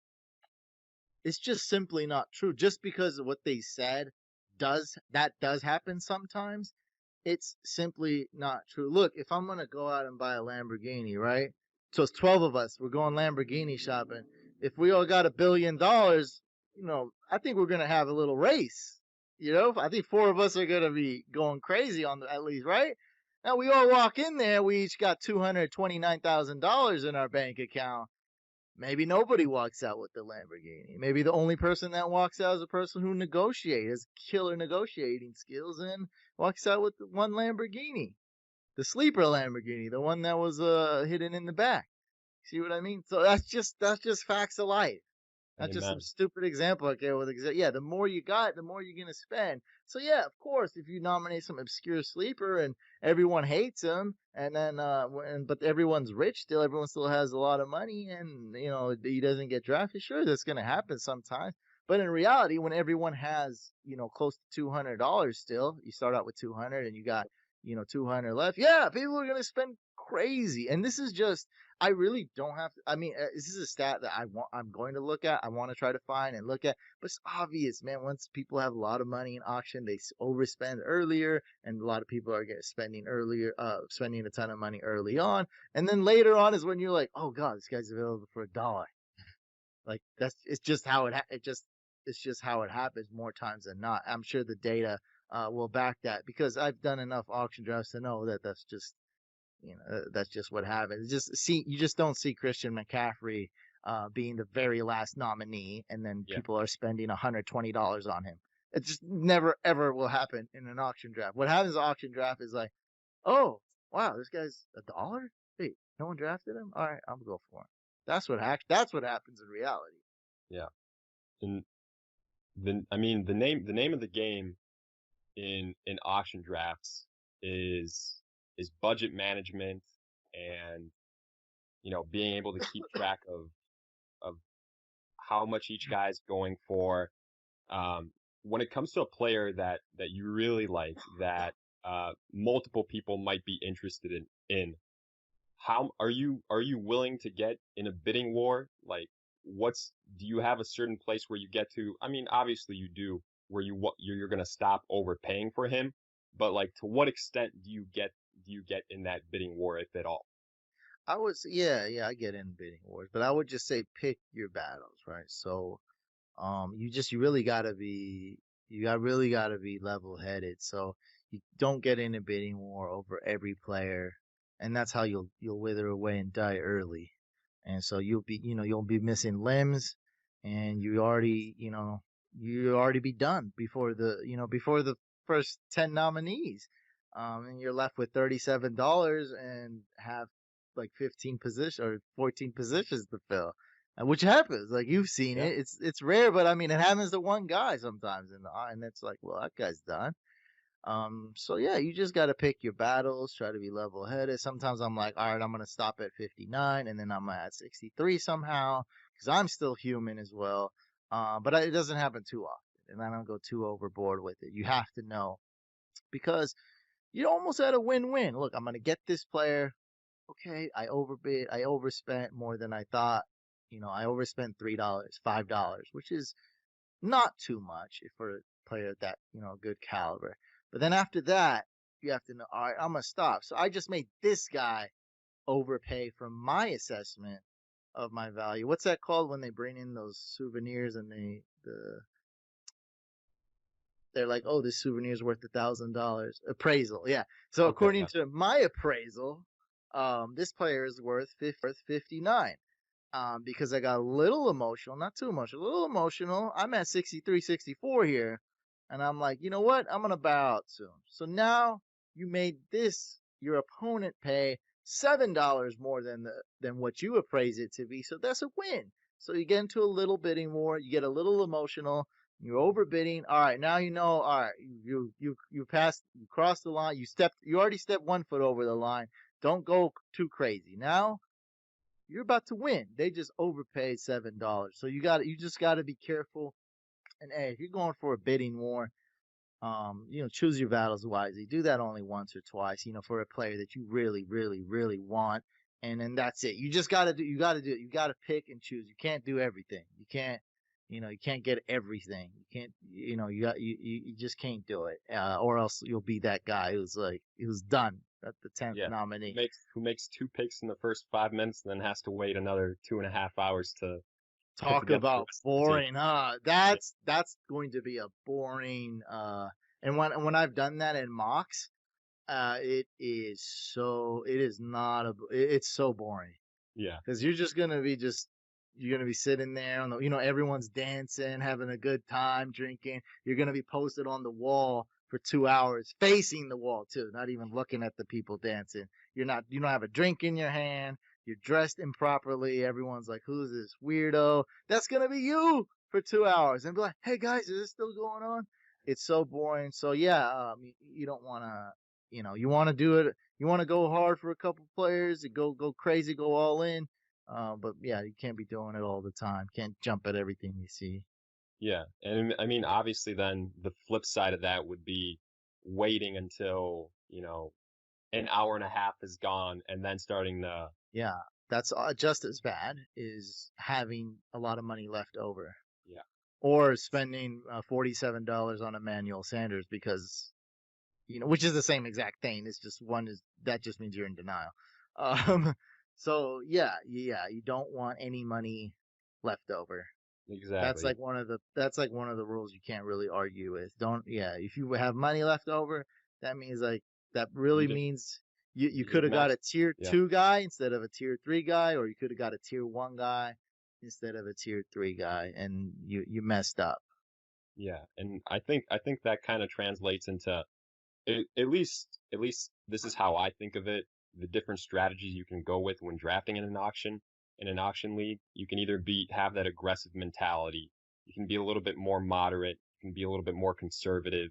And the way I kind of categorize them is if you're aggressive, you know, maybe not to the extreme of drafting two guys in the first 5 minutes and then waiting uh, for 2 hours, but basically getting two first rounders on your roster if it were a snake draft. Then if it's a moderate kind of approach, you go kind of round by round. So you get one first rounder if it's a snake format, a second rounder, a third rounder, kind of like that. And then conservative, you're not going to have that top tier guy, but you're going to go ahead have more depth, right? That's a bit of an advantage. Um, but it's going to be probably third, fourth round type of guys if if you equate it to a snake draft. Do you tend to gravitate one way more than the other in terms of those strategies if you had to think about them that way? I think you broke it down a little too much detail because, like I said, I mean, the way you think that works for you, but not a lot of people can do that during draft day. So, I mean, on the articles I've read before I did my auction strategy, it's really two strategies. It's balanced or studs Okay. and duds, sorry. And I mean, what you said is not wrong, but I'm saying like, you can imagine some people's heads exploding while thinking about all that during like, do you see what I'm saying? I got you. Like some people can't do that. Like some people can't process all that, especially if they're new to auction draft. But the That's ten definitely year the 10-year vet who loves, like, not even like me who has ADD, but like the 10-year vet who swears by auction drafts and only does auction drafts, yeah, that to them is like basic stuff. But I like to break it down in those two: balanced or studs and duds. And I always love the studs and duds. And it's okay. like, how much are you willing to pay though for the studs? Sometimes it's too much. And so now I'm going for a more balanced approach. And what a lot of people have been telling me, and my kind of strategy is that I'm going to get the studs, but just like slightly under the radar. So I'm just going to throw some names out there, like, maybe like Nick Chubb, Drake, Eckler, instead of C-Mac, Saquon. So Yeah. that's like my strategy. I love that. But, also I'm thinking a lot of people are doing that same strategy too. So you can't do it if that's what's happening. Because now you're in a bit. Now Nick Chubb all of a sudden is really close to the price of Saquon Barkley. And it's like, well, I like Saquon a lot more. So I probably should have just bid another 10 when it comes, the difference Yeah. between Saquon and Chubb to me is definitely worth more than $10. So yeah, you got to know your strategy and have a game plan. But then you got to pivot. There's always those players that you may like. Tyler Lockett. I don't really like him, but like I thought he was overvalued last year. I was right on that. As you can see, I drafted Metcalf in all my leagues. But this year, I'm still not high on Lockett. But I mean, he's maybe slightly undervalued this year. And so I can probably, if I need a wide receiver too, I can probably get Lockett for, gosh, I haven't done any auction mocks. So we're about to head on over and do some. But I don't know how much Lockett is going for this year, but he can go $11, 9, That'd be he my go. guess. I mean, you can, and it's going to vary, but I'm saying like, you can get him for cheap and he could be your wide receiver too. Like, I'd be comfortable with, as long as I got my other positions. Yeah. I'm comfortable with Lockett as a super, super cheap wide receiver too. And he could even be those guys who fall into that Devin Singletary range where he gets kind of forgotten and you could get him for $6 or cheaper possibly. And it's like, yeah, I'm going to take him. I'm ready to pivot. I'm ready to, to take guys that I'm not super high on. As long as I get a great value. I mean, if I'm getting everybody for 15%, 25% off, sometimes 50% off, I'm gonna take that. Like it's gonna end up working for you, um, Yeah, one way. there's always going to be some hidden gems, and usually what I tell people when it comes to all types of drafts, um, but know the platform you're drafting on, right? Because depending on sometimes how they rank their guys, a big name that has a lot of potential might be a lot lower on their big board. So all of a sudden your league mates, they start looking at the top names on the big board, and they kind of forget about that guy with all that potential. And all of a sudden, he's still there later on. He can still be had at a lower price. Like a good example right now, I've been doing a couple mocks on Yahoo, and David Johnson. Even though you got burned by him last year, I he's don't pretty like. low. He's pretty low on their rankings as opposed to some other sites where they've got him probably a round or two higher, maybe on ADP wise. Yeah, but he is. I do respect running backs though. So yeah, if I'm gonna get a cheap RB3, even if it's David Johnson, who I hate, and it's not because he burned me last year, but I just don't like him. But yeah, I'm gonna even take him. I don't like him. I'm gonna even take him if I can get him for like Tyler Lockett price. And Tyler Lockett's only going like 2 rounds after probably David Johnson and a snake. So, yeah, I guess.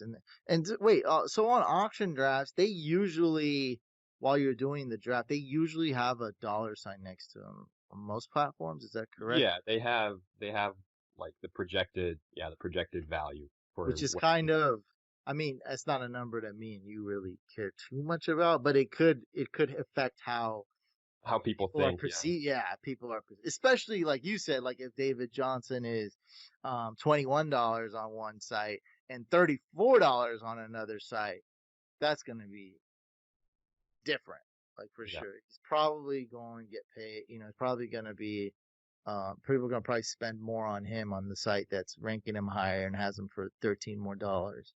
yeah, exactly.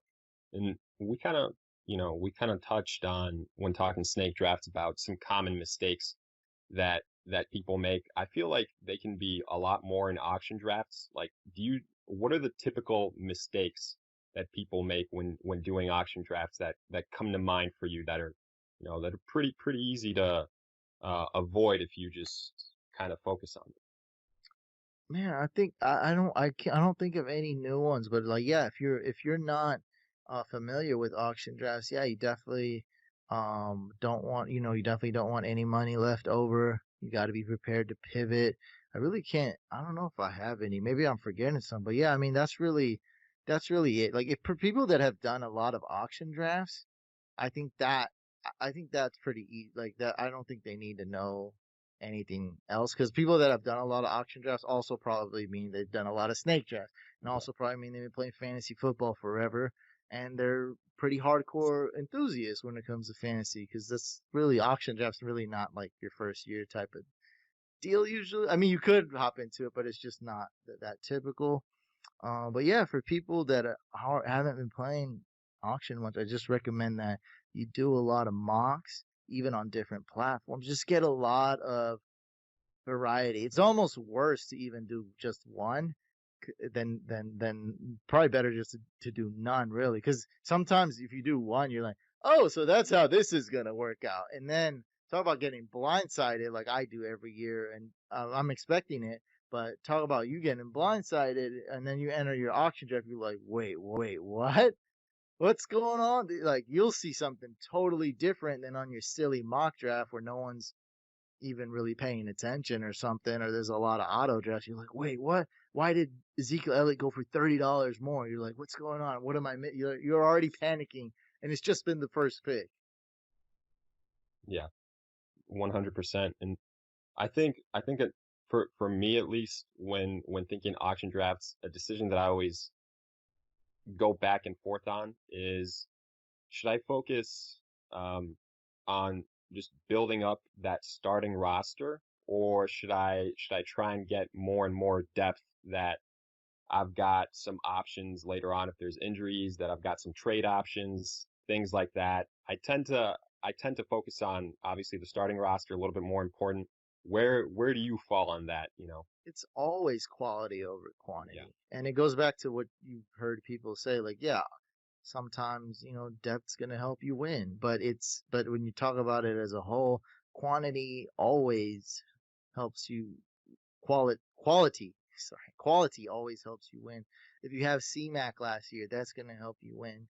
Whether you had, these depth guys that may or may not help you win, but having Christian McCaffrey definitely will help you win. Having Lamar Jackson will definitely help you win. So it's all about studs. And one thing that I was saying to people that don't know auction that much, I'm not trying to make a point, like I'm not trying to like exaggerate. Like there's really a lot of really good players that will be available for $1, $7, $11, $2, even yes, $1. You will be able. Kenny Stills, he might be the number one scoring wide receiver on the Texans, and maybe that's silly, but hey, maybe Will Fuller gets hurt, and then it's not so silly. yeah, But Kenny Stills, he might go for $1. I swear. This is true for those who played auction. I think you guys know what I'm talking about. Those that haven't, yes, it's literally true. You might be able to get Kenny Stills because he's like wide receiver 6. No one cares about that. Might be able to get him for $1. John Brown. Look, I'm not that high on him, but I get him in round 11, round 12 in snake drafts sometimes. You might be able to get John Brown for $3. Like, seriously, and then boom, that's your like. It's not like we don't want depth. Obviously, we want depth, but you're required to have a bench anyway. And yeah, I'm okay with if as long as I get the players I want, I'm okay with the all $1 bench. But yeah, realistically, it won't work that way. Like because it's competitive. Like it's not just you in there. Other people are making moves in there, and you're gonna be frustrated at times. You're gonna make some good. You're gonna be happy and get some good deal sometimes. You're gonna be frustrated and be like, damn it, like I can't believe that happened. It's gonna happen. It's gonna be competitive.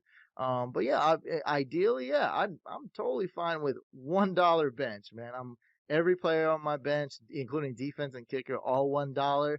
If I got the players I want, of course. Like imagine that type of team. You got like Mahomes, Kittle, like a Tyreek Hill or Devontae Adams. You got your stud running, but you got you a Saquon Barkley. You got I don't know, you might be a Drake hater. Just replace him with Eckler, whatever. Usually you're one or the other. Or like yeah. me, kind of both. So just, yeah, you get that. You're ready to go. That's it. That's all you need. It's like, yeah, you're ready to go. And you're going to have, like, that's the thing is like, people are like, oh, you got to have depth. It's like, you require, like, I get it if I'm saying, like, look, don't even, like, you have to have a bench anyway. And it's not like you're purposely drafting a horrible bench. But yeah, you'll be able to find 2, 3, 4 really good players for $1. You'll be able to find a lot of good $7, $3 players. And that's already right there. Boom. That's already 5. Your bench is usually 6, 7 spots. You already got 5 for super, super, super cheap. So there you go. Like, yeah, it's always quality over quantity. Yeah.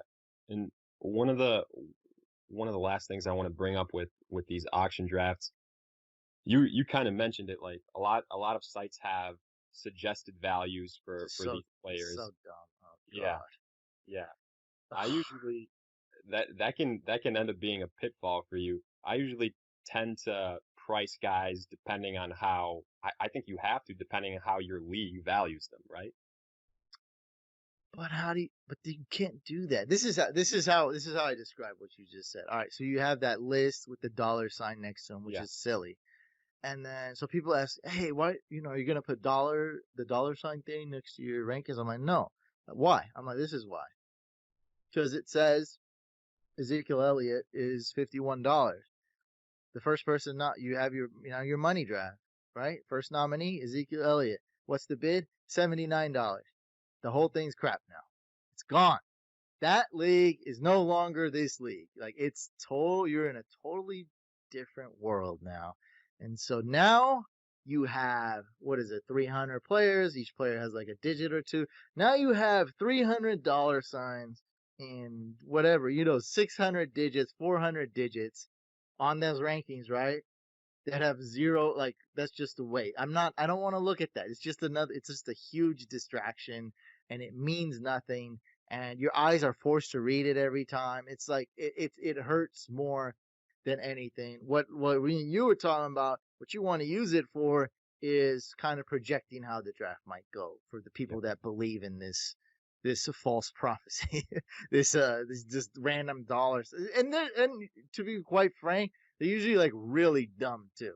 It's usually things that will never happen.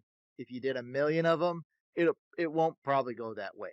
And so, how much is a player worth? It's whatever they're willing to pay. Yeah, exactly. That's the thing. So that's what it's worth. So yeah, if Ezekiel Elliott's really worth $51 and it says 51, then that's cool. But as me and you know, instead of just being all general and stuff, people tend to overpay, especially the people that know what they're doing. Those type of drafts, people are gonna probably overpay for those studs they want, like a Saquon. Probably gonna spend $80. I don't know, out of the 200, out of that, something crazy. That's what it usually goes. It's gonna Yeah, be in that 70s range. Sometimes it goes I up to 90. I feel like every year too, like the number for the top tier running backs also increases by a little bit. Maybe I'm crazy on that, but I feel like the last couple of years I've done it, we I've seen those numbers increase by maybe $2 or $3. Nothing crazy, but I just haven't done a ton, but I agree, yeah, because saying 70 was like, yeah, it's kind of a lot, like several years ago. Now, saying when I say 90, it seems crazy, but I've seen 90. It's rare, but I've seen people spend in the 80s. So yeah, probably around the 70s for those yeah, super elite running backs or whatnot, or like maybe a Mike Thomas. Um, but yeah, yeah, people just put it like this: people are not afraid. There's gonna be some owners that are not afraid to dish out a lot of cash for those top players like a C-Mac. Like I just really wouldn't be shocked if C-Mac went for close to 100, or like 100. full It's point crazy. PPR. Yeah, It's crazy and it's a lot. But like, and I mean, it's not that, like, to me, it's not like, I'm not saying like when someone does that, my thoughts aren't like, oh, they lost the league. No, it's like, you better concentrate on what's going on here. They might win it. Like they're still in it. Like just because they did an extravagant spending, they still got C-Mac and $100 left. And I'm using a very extreme example. Like that's probably not gonna happen, yeah. and it's too much. But like, still, if you got C-Mac for 100, you could still win. You really could. You put $1 on the defense, dollar on kicker, dollar on all your bench, and you still got whatever that is. 90, close to $90 to spend on the other starting rosters. Now, look, it's not. I'm not recommending this, but I'm saying people do like to spend on studs. No, I mean, yeah, I don't blame them because you look at it statistically speaking, you're gonna spend the majority of your funds percentage wise on that starting roster. So go ahead, get those studs. Yeah, Yeah, and when you're talking about consistency and reliability, there's also other, people sometimes they just dive into, oh, this guy's gonna score 300 fantasy points. It doesn't mean much to me. It's like, am I gonna am I gonna bench Amari Cooper when he plays the Eagles and goes against Darby away in Philadelphia? That's a legitimate question. yeah. Like, why would I want that guy as my wide receiver one? Like, it's just you just have to ask, like, why would I draft that guy in round two? Now he's going late. Now I'm on the Amari Cooper train. Now that he's going like round five somehow. I don't know how that happened. He was going round two. I hated it. And he's going round five. I'm like, hey, that's not so Welcome aboard. bad. Yeah, He's not that bad. Like, I'll take him. Yeah. So, yeah, you got to ask these. Can I stream a quarterback in this type of league? Like, am I gonna? Yeah. Do I have to worry about benching Amari Cooper?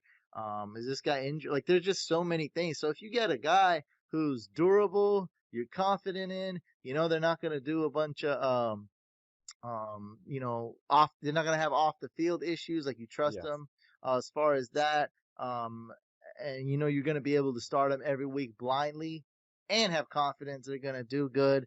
Then yeah, because you're spending for your peace of mind. And other people are like, well, how does that help you win? Well, it helps you win when you start Amari Cooper and you hate it, and when he plays the Patriots and gets you 1 point, and then you bench him and he does well. And so yeah, that's really thin. And it happened to me with Juju last year. And so it's like, do I start him? Do I bench him? It's like, it's not, it's not like those guys that you just blindly start are going to be worth more. Like a Patrick Mahomes, Lamar Jackson. I'm not a big QB guy. I'm saying, I'm probably going to be good with starting those guys 16 games, like, except if they're resting week Yeah. week 16 or something crazy. So yeah, I'm good with starting all those guys every game. Devontae Adams, I'm probably gonna start him every game, and I'm gonna love starting him every game. So yeah, those guys are. I think they're worth spending a little bit. A little bit. You know what? I'm convincing myself to spend more on studs this year. I gotta It get me a sounds like it. Saquon. I gotta get me Saquon Barkley, especially if C-Mac goes for like 90, and then I could get Saquon for 79. I might do it. I'm all in on the studs and duds. All right. Great. Great. And I I think this next question I'm going to ask you, it could definitely apply for snake and for auction drafts, but what are your views on drafting handcuffs, especially for your top end running backs? I feel like that's a very divided camp. Um, Yeah. So I always do a lot of. I used to always do a lot of handcuff content, and it's like, when has it ever really worked out? The answer's never. No, this hasn't worked out for anybody. Let's just be realistic. Number one handcuff last year was Tony Pollard. And I mean, it's not like you actually started him. Like, when you what the 2 games he did good. Or, another one was Alexander Madison. I don't think anything happened there. It was Mike Boone. Can't, he got hurt. So it's like case by case, sure. And in certain circumstances, sure. Like I did a 10-team best ball. And okay. I don't think I drafted any handcuffs, but I did when I do 12-team best ball. I sometimes drafted a handcuff like a Chase Edmonds, if I had a Dre, and this was actually before the draft too. So Chase Edmonds was even more valuable for Drake owners. So yeah, there are times to do it, but don't be too into the handcuff situation, because and you know what? I have a lot of, I'm gonna be gathering more stats, but I just said off the top of my head, it's a 15% chance it's gonna work out. Because like, even like I said, look at Alexander Madison. I don't think that really worked. I'm pretty sure it didn't work out Yeah, if you drafted Alexander Madison. I think Dalvin Cook played 15 games. I want to say maybe he didn't But Mike play. Boone was the guy that came in because Yeah, Alexander Madison got hurt. A matter of they had fact, some overlap in injuries. Matter Yes. of fact, if go to the Super Bowl, the Couch Draft Party League, it was the guy who had a like amazing team. He had Dalvin Cook, he had Alexander Madison. He didn't put his waiver bid in for Mike Boone, and the guy playing him had Mike Boone. Now, Mike Boone, of course, all of a sudden decided to play really crappy that Week 16 game, but I think he played good Week 15 and 17. But hey, whatever. Week 16, just total disaster by the Vikings. But still, it just goes to show that the dude had Dalvin and Alexander Madison. And now what is he supposed to do? Go get Mike Boone? Like, you just don't know when these things are going to happen. When they do, you probably don't have the handcuff.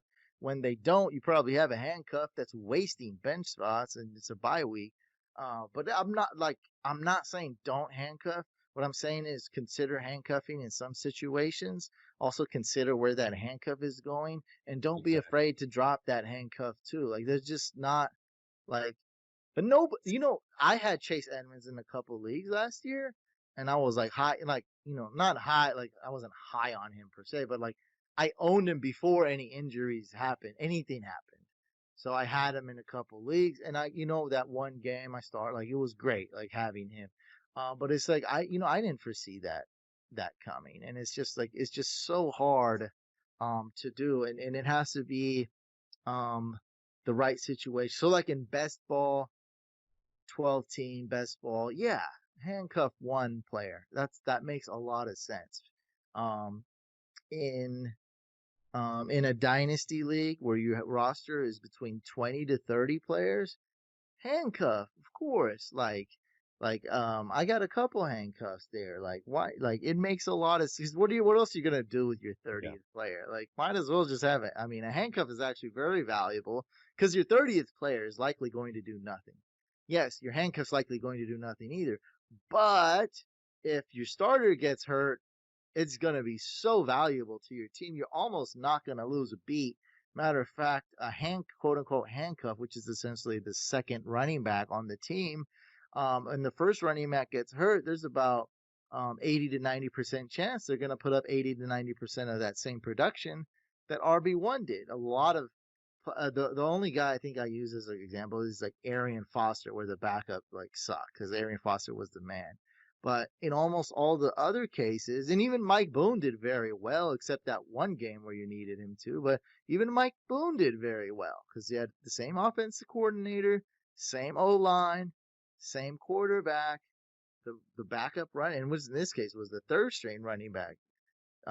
They can do some things. Like it's just the way it goes. And so, but I wouldn't be too stuck on handcuffing. Don't just waste a bench spot just to have one. Only do it in leagues with deeper benches, and only do it in certain circumstances. Like Nick Chubb comes to mind, but it's like, he's going like round 5, so I can't even consider that a handcuff because Nick Chubb's really good running back. He's going to score a lot of points, and he's being drafted very early. So that's not Chase Edmonds. I guess would be a Tony Pollard. Yep. You can get Tony Pollard fairly late. Tony Pollard's not good at pass protection though, which scares me. I don't know what that means. I don't know what other choice the Cowboys are gonna have though if Zeke gets hurt, but Zeke never gets hurt.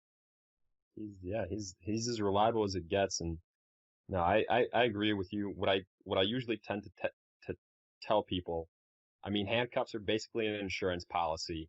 Um, you know, 90% of the time you're hoping you don't have to use them, right? Um, you're hoping it doesn't come to that, and at the end of the day, you don't want to overpay for it. So be smart about it as much as you can, and consider those scenarios like you stated out, and how much it actually hits. I think the big picture too is going back to quality versus quantity. So if you got quality, you're able to get that handcuff. You're able to drop players because you're studs and busts the whole, studs and duds um mentality even in snake drafts, even in all drafts. That's why I was able to pick up Debo Samuel when no one else was like, "Oh, I got a lot of players." I was like, I don't got no. I got me a starting roster that's good and no depth." And it's like, well, I'm able to pick up Debo Samuel. No one wanted him. Everyone's like, "Oh, why would I want this guy?" And I was like, I'm picking him up, and I was able to get Chase Edmonds for free. And it's like, I was like, nobody wants that guy? I'm like, yeah, I do, because I got some studs on my team, and I got room to pick up these guys. And it goes back to that. And if you got a balanced team, which essentially means you got a mediocre 6th place team, you're not going to be able to drop anybody. You're not going to be able to start anybody. You're not going to be able to pick up anybody. You're not going to know who to start because everyone's going to get you either, someone could get you a 0 when you start them, and they can get you 20 points when you bench them, or they just give you 9 points a week anyway, and you lose.